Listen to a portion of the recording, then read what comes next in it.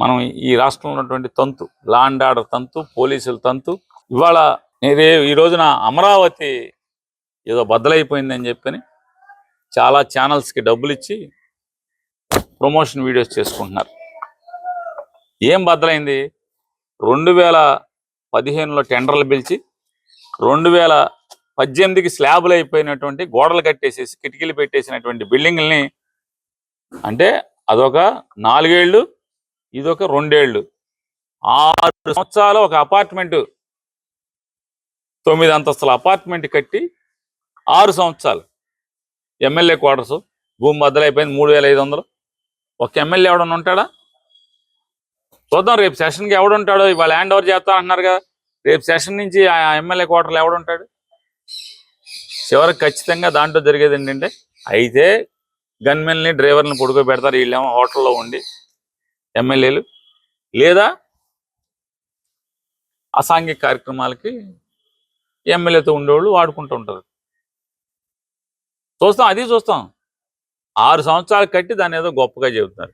Steel bridge అంటే దారి, seed access రోడ్డుకి మీరు ఎన్నేళ్ళు అయింది అమరావతిని ఇది రాజధాని అని చెప్పి?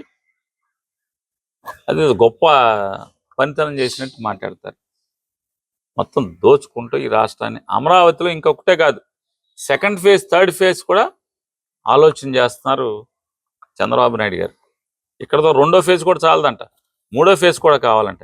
ఎందుకు కావాలంటే కంటిగ్యూస్గా ఒకే చోట భూమి లేదంట.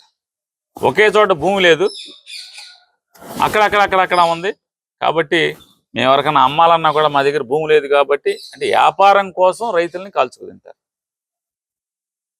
అమరావతి ప్రాంతంలో ఏ రైతు పట్లన్నా మీకు సానుభూతి ఉందా? ఒరిజినల్ అమరావతి, శివయ్య గుడి ఉన్నటువంటి అమరావతి ప్రాంతంలో సాగునీళ్ళకి అవకాశం లేదు.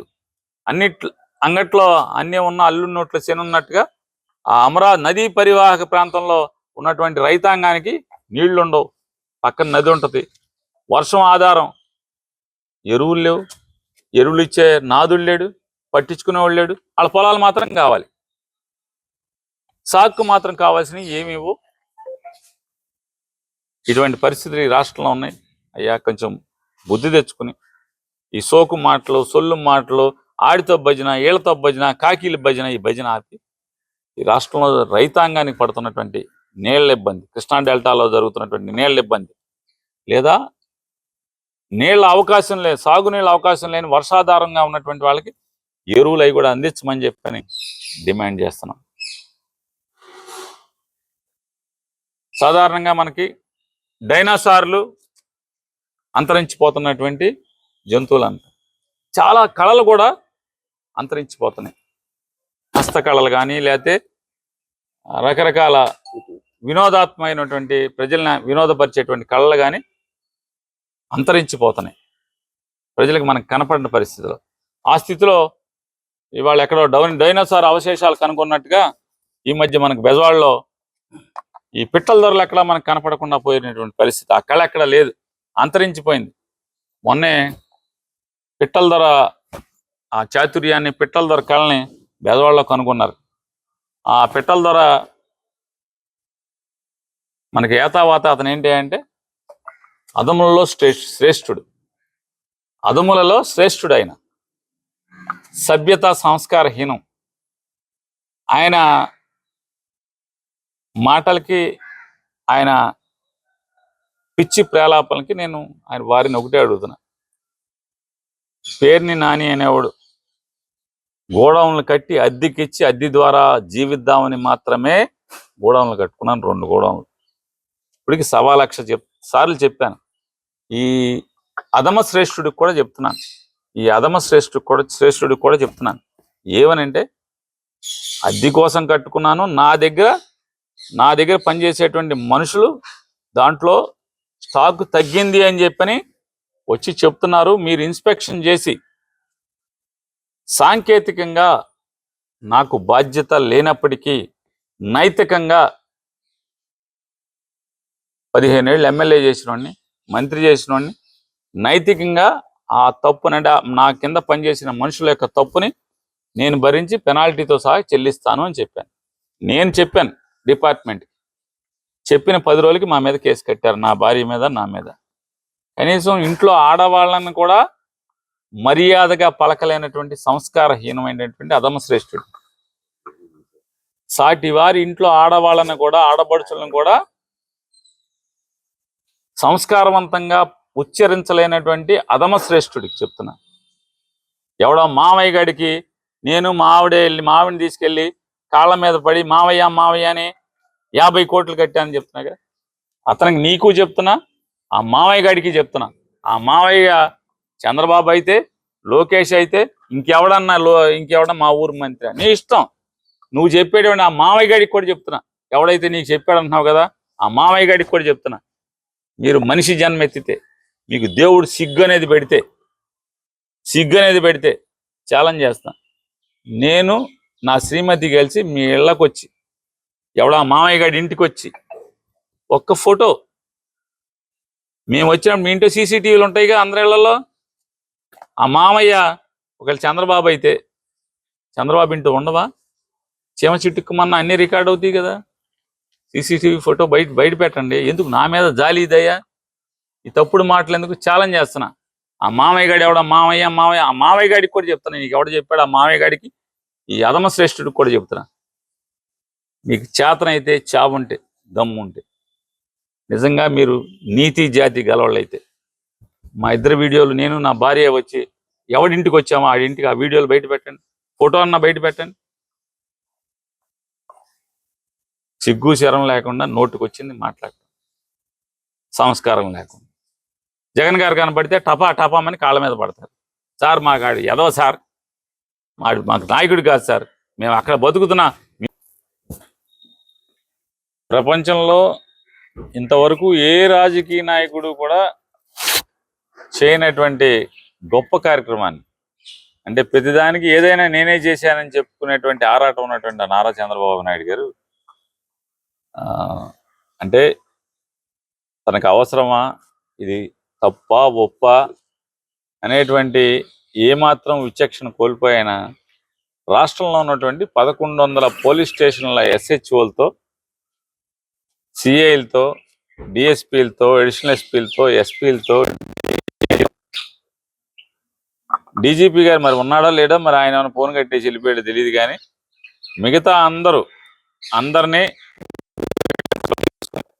ఆయన ఒక గంట సేపు, అంటే రాజకీయాల్లో ఇవాళ దాకా ఆయనకి ఏంటంటే ఎమ్మెల్యేలు లేకపోతే రాజకీయ చుట్టూ ఉన్నటువంటి కార్యకర్తలు వీళ్ళు భజన చేయటం, లేకపోతే టీవీ ఛానల్స్లో తన తరపున పనిచేసేటువంటి విలేకరులు భజన చేయటం, అంటే మోడరేటర్లు టీవీల్లో కూర్చున్నటువంటి యాంకర్లు భజన చేయటం, ఆ కిక్కు సరిపోవట్లా. సినిమాల్లాగా ఈ కిక్కు చాలట్లేదని, ఆ కిక్కు సరిపోక కాకి యూనిఫామ్ వేసుకున్నటువంటి పోలీసులతో కూడా భజన చేయించుకోవండి. అంటే ఈ డోసు, ఆ మత్తు డోసు చాలక, కిక్కు చాలక, నిన్న ఆయన కాకి యూనిఫామ్ వేసుకున్న పోలీసులతో కూడా భజన చేయించుకునేటువంటి కార్యక్రమాన్ని నేను తెరలేపారు. రాష్ట్ర ముఖ్యమంత్రి ఏంటి, ఒక సబ్ ఇన్స్పెక్టర్ పోలీస్ స్టేషన్ చూసేటువంటి బాధ్యత చూసేటువంటి సబ్ ఇన్స్పెక్టర్లతో లేకపోతే సిఐలతో వీడియో కాన్ఫరెన్స్ ఏంటనేది ఇంతవరకు ప్రపంచంలో ఎవడో చూసి ఉన్నాడు. అంటే ఒకటే మనకు అర్థం అవుతున్నది, ఒకటి కిక్కు కోసం, అంటే కద్దర కిక్కు, లేదా టీవీల కిక్కు, పేపర్ల కిక్కు, ఈనాడు జ్యోతిలో వచ్చేటువంటి అక్షరాల కిక్కు సరిపోవట్ల.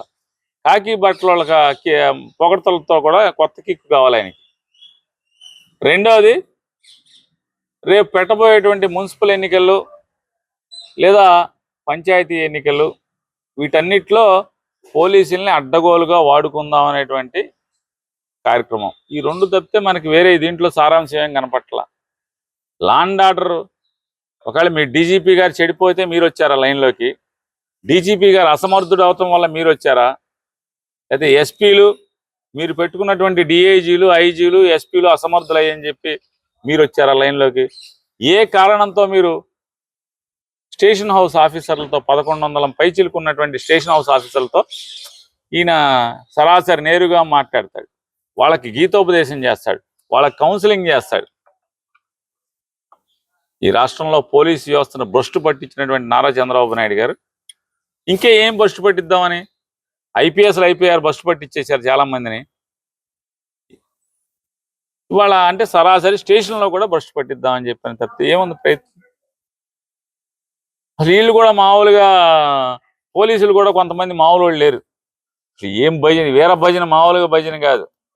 ఒక ఆయన చెప్తాడు, ఏమంటాడు, సార్ అసలు మీ ధైర్య సాహసాలు సార్ అసలు ఎప్పుడు సార్, అలిపిరిలో మీరు లేచి నుంచున్నప్పటి నుంచి బాంబు పేలితే మీరు లేచి నుంచున్నారు సార్, అసలు ఆహా ఓ అని. మీరు పోలీస్ అధికారులయ్యా, కొంచెం జ్ఞానం విచక్షణ, అరే లోకం చూస్తుంది అనేటువంటి విచక్షణ కూడా కోల్పోయి భజన. ఆ ధైర్య సాహసాలండి. ఏంటి ధైర్య సాహసం? రామారావుని కసక్కని పొడి చేయడం వెనక నుంచా? పార్టీ పెట్టి కదా, పార్టీ పెట్టి పోటీ చేస్తే అది కదా ధైర్య సాహసం. ఆయన ఎవరు, సిఐ గారో మరి డిఎస్పి గారో? ఏమండి మిమ్మల్ని అడుగుతున్నా, నిన్న చంద్రబాబుతో మీరు ఆయన ధైర్య సాహసాలు చూసి అబ్బురు పడ్డారు కదా మీరు. ఏంటి ధైర్యం?